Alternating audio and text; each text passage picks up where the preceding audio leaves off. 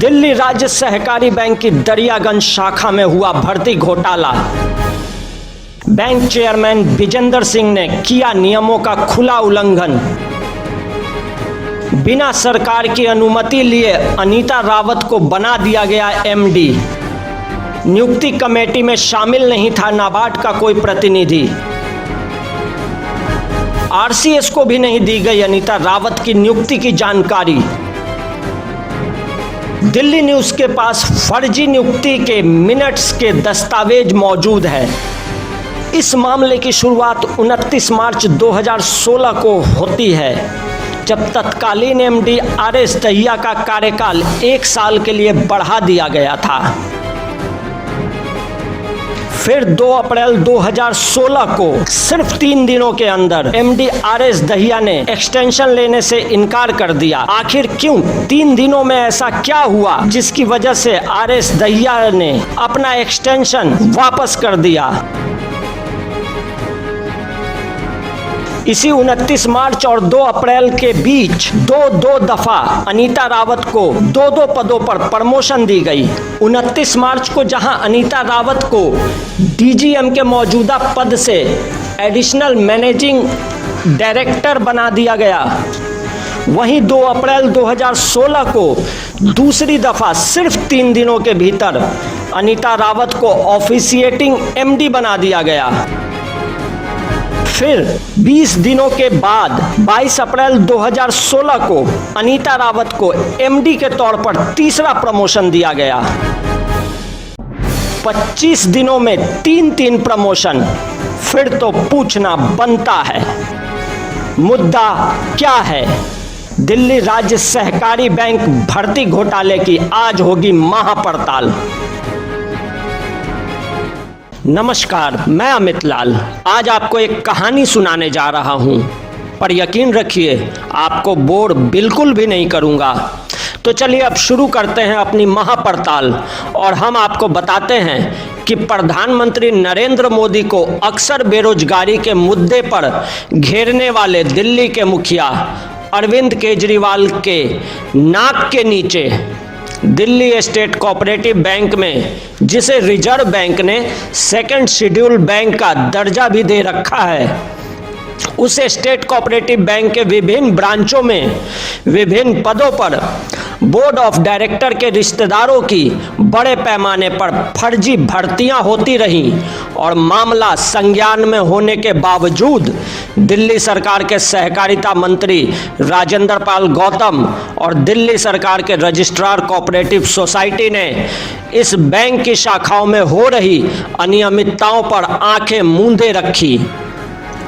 मुद्दा क्या है? दिल्ली राज्य सहकारी बैंक दिल्ली की केजरीवाल सरकार के अधीन संचालित होने वाला 50 से अधिक शाखाओं का एक बड़ा बैंक समूह है। दूसरे शब्दों में कहें तो ये राजधानी दिल्ली का स्टेट कोऑपरेटिव बैंक है। दिल्ली के तकरीबन हर विधानसभा क्षेत्र में इस बैंक की शाखाएं हैं। इन सभी शाखाओं का मुख्य कार्यालय दिल्ली के दरियागंज में स्थित है। दिल्ली की सभी शाखाओं का संचालन इसी दरियागंज शाखा से होता है और इन सभी शाखाओं के संचालन की जिम्मेवारी मैनेजिंग डायरेक्टर के कांधों पर होती है। मौजूदा समय में दिल्ली राज्य सहकारी बैंक की मैनेजिंग डायरेक्टर यानी एमडी अनीता रावत है। अनीता रावत की नियुक्ति मैनेजिंग डायरेक्टर के तौर पर 22 अप्रैल 2016 को हुई थी, परंतु इस नियुक्ति में दिल्ली कोऑपरेटिव सोसाइटी एक्ट 2007 के प्रावधानों का खुल्ला उल्लंघन किया गया। इस एक्ट की धारा 35 में यह साफ तौर पर वर्णित है कि मैनेजिंग डायरेक्टर की नियुक्ति सरकार की सलाह से की जाएगी। जिस नियुक्ति समिति द्वारा यह नियुक्ति की जाएगी उसमें 2 सरकार द्वारा नामित प्रतिनिधि शामिल होंगे, जिसमें एक सहकारिता विभाग की ओर से और एक वित्त विभाग की ओर से होगा। साथ ही एक नामित प्रतिनिधि नाबार्ड की तरफ से भी होगा। शेष 16 निदेशक में 5 अलग अलग सहकारी समितियों से लिए जाएंगे और 11 सदस्य चुनाव द्वारा निर्वाचित होंगे। परंतु अनीता रावत की नियुक्ति के मामले में दिल्ली कोऑपरेटिव सोसाइटी एक्ट 2007 के प्रावधानों का खुल्ला उल्लंघन किया गया है। मुद्दा क्या है? दिल्ली न्यूज़ 24 के पास उन सभी बोर्ड मीटिंग्स के मिनट के दस्तावेज मौजूद हैं जिनमें अनीता रावत को नियमों का उल्लंघन कर चेयरमैन विजेंदर सिंह ने मैनेजिंग डायरेक्टर बना दिया। चेयरमैन विजेंदर सिंह ने अनीता रावत को मैनेजिंग डायरेक्टर बनाने के लिए 25 दिनों के अंदर अनीता रावत को तीन बार प्रमोशन दी। जी हाँ, सिर्फ 25 दिनों के अंदर तीन प्रमोशन।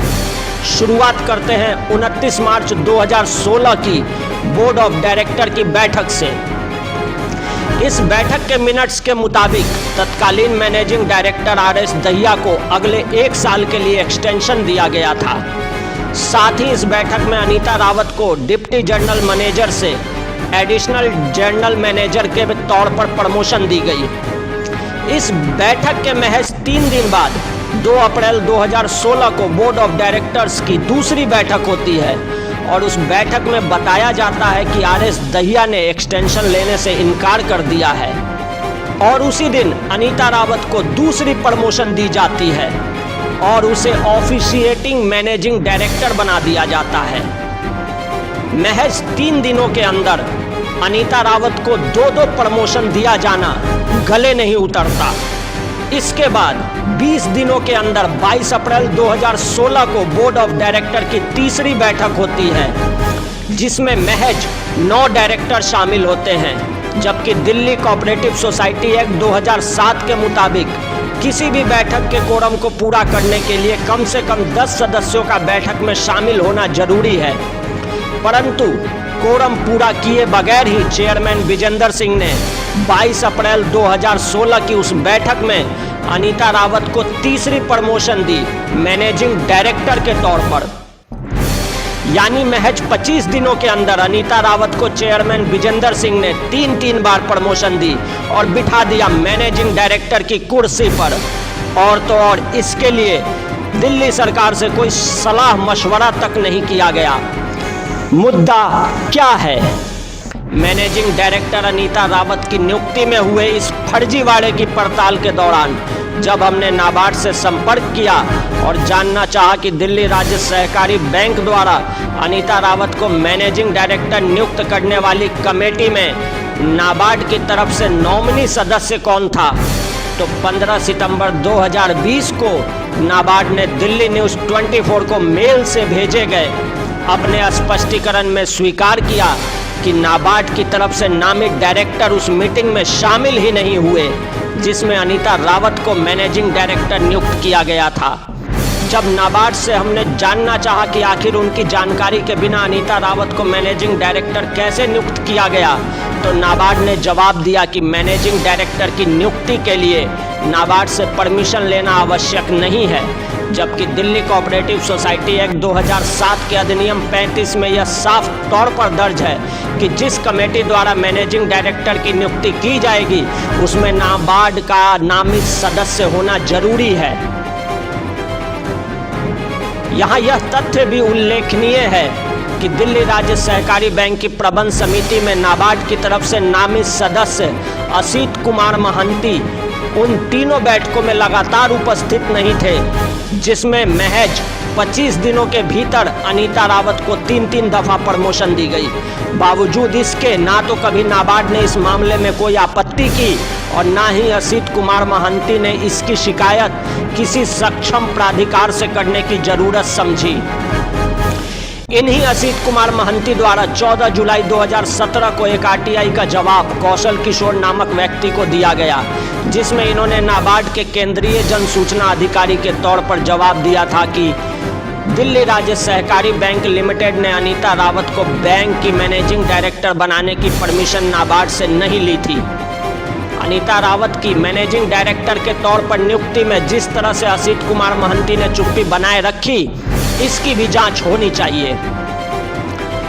अनीता रावत को नियमों का उल्लंघन कर मैनेजिंग डायरेक्टर बनाए जाने की शिकायत दिल्ली न्यूज़ 24 ने दिल्ली लोक शिकायत आयोग को भी भेजी, जिस पर 8 सितंबर 2020 को पब्लिक ग्रीवियंस कमीशन ने रजिस्ट्रार कोऑपरेटिव सोसाइटी को इस मामले पर स्पष्टीकरण देने का निर्देश दिया, परंतु शायद खुद दिल्ली सरकार के रजिस्ट्रार कोऑपरेटिव सोसाइटी के पास भी अनीता रावत की नियुक्ति वैध होने के संदर्भ में जानकारी नहीं है।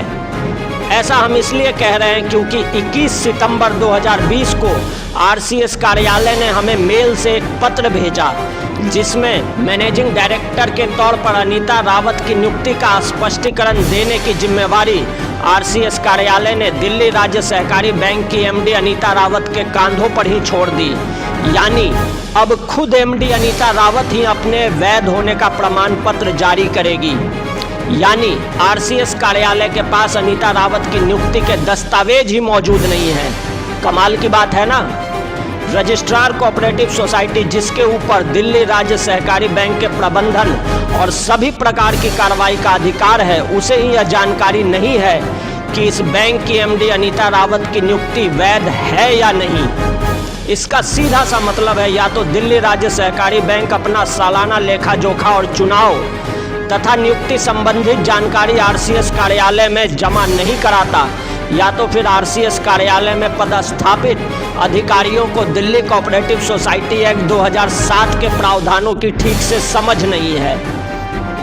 इसके साथ ही यहाँ यह भी बताना जरूरी है कि पब्लिक ग्रीवियंस कमीशन ने दोबारा आरसीएस को 4 नवंबर 2020 को 3 सप्ताह के भीतर स्पष्टीकरण देने का निर्देश दिया, जिसका आज तक आरसीएस कार्यालय ने कोई जवाब नहीं दिया।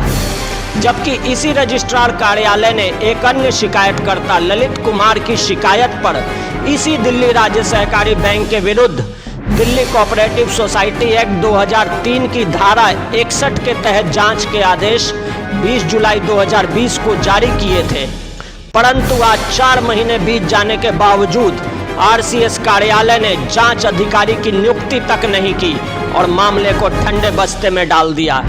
इसके बाद दिल्ली न्यूज़ 24 ने अनीता रावत की अवैध नियुक्ति और आरसीएस की कारगुजारियों की शिकायत पीएमओ को भेजी, जिसे पीएमओ ने दोबारा पब्लिक ग्रीवियंस कमीशन को कार्रवाई के लिए भेजा है।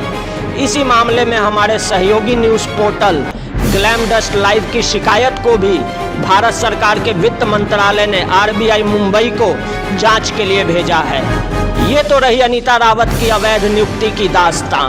अब हम आपको बताने जा रहे हैं कि इस फर्जी एमडी अनीता रावत ने अपने इन 4 सालों के कार्यकाल के दौरान दिल्ली राज्य सहकारी बैंक की दरियागंज शाखा में किस तरह फर्जी बिलों के आधार पर लाखों का वारा न्यारा किया और किस तरह अपने 5 रिश्तेदारों को इसी दरियागंज की मुख्य शाखा में भर्ती कर रखा है और हर महीने 25-25 हजार की रकम रिश्वत के तौर पर भी ले रही है।